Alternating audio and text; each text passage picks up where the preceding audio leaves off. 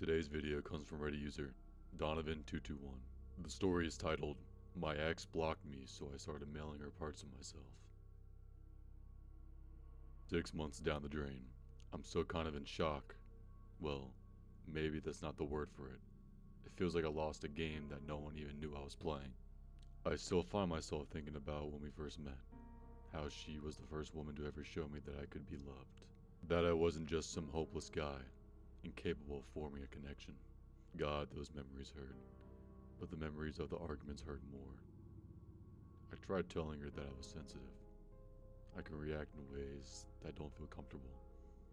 I thought that she'd be patient enough to work through this issue with me. But no, she left me. The facade of love crumbled, and it was like I was right back in the same position again. Alone, stuck in my own head. Only this time, the thoughts weren't my own. Well, they were, obviously. But they weren't thoughts that I've experienced before. Prior to obtaining her, my thoughts were very much inward. I dissected myself. Even when I first set my sights on her, it felt like I was out of my body. I became who I needed to be, but it wasn't on my own volition. It was just so I could achieve a goal, I guess. Then I had to go and get attached. Our lives started to merge. When it was good, it was fantastic. When it was bad, it was like the world was ending. Like the mask was slipping. But can I even blame it on that? It feels almost childish to do so. That has to be what it was though. It's just so hard to put into words. I performed the boyfriend role, but that was the extent of my abilities. I could never become a husband. All I knew how to do was buy things. Flowers, chocolates, gifts, whatever. Even when things got violent, here came the boyfriend with another bouquet. I just knew how to give. I didn't know how to change. I think that's what started this whole ordeal. After a particularly bad argument, we both decided that it'd be best if we went our separate ways. It took some convincing on her part, mainly because I didn't think I could catch lightning twice, but ultimately, I relented. That didn't mean I stopped keeping an eye on her though. I'd watch her house pretty often. It was usually during those nights where the bad thoughts kept me up. Nights when I needed movement, needed action. In some weird way, it felt productive. I'd also still watch her social media like a hawk. Her stories, posts, updates, everything. After we broke up, she decided that she was now the sexiest girl in the world, and she made sure her followers knew it too. I let her know my disdain for those pictures every time I saw one. I'd ask her why she was trying to hurt me like this, but she never responded. She'd just look at it, then leave me hanging like I was some kind of dog. It wasn't until those initials appeared in her Instagram bio that things really went off the rails though. They were like a taunt. It was like she wanted me to text her.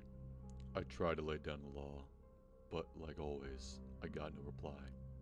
In fact, I didn't have access to her at all anymore. Every account, user not found. My mind was empty when I drove to her house. Either that, or it was just moving too fast to process. I knew what I needed, but I couldn't think about it. There was a car in her driveway that I didn't recognize, and in that moment, I knew I had lost. I was a loser in this little game I'd created. I drove home defeated, but utterly furious.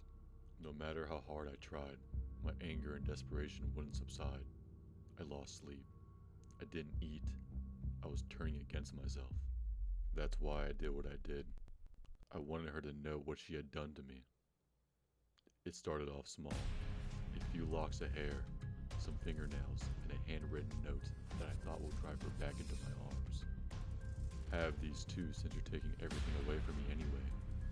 I hope this makes you think of me. I still think about you. She never wrote back. Days went by. Days turned into weeks. She never left my mind. She was playing the game hard, so I upped the ante. I peeled off my tattoos with a razor blade, including her name. mailbox under the cloak of darkness. No response. Fine, fine, fucking fine. Have my fingers. I don't need all 10 anyway. It's not like I'm holding you anymore. Take my ears. They're useless without your voice. Nothing was getting through to her, no matter how hard I tried. The last thing I put in her mailbox were my lips. I wanted her to remember what it felt like to kiss me before she lost that privilege. Unfortunately, I don't think I'm going to be able to keep playing. Because right now, as I type this, I can see the paramedics and cops outside my house. I can hear them pounding on my door. They're screaming my name. I don't know how much time I have left. But I'll get out. Whether it's a hospital, jail, or an asylum, I'll get out. And once I do, I'm going to take from her exactly what she took from me. If y'all like today's story, please subscribe for more. And please don't forget to drop a like and follow me on my socials.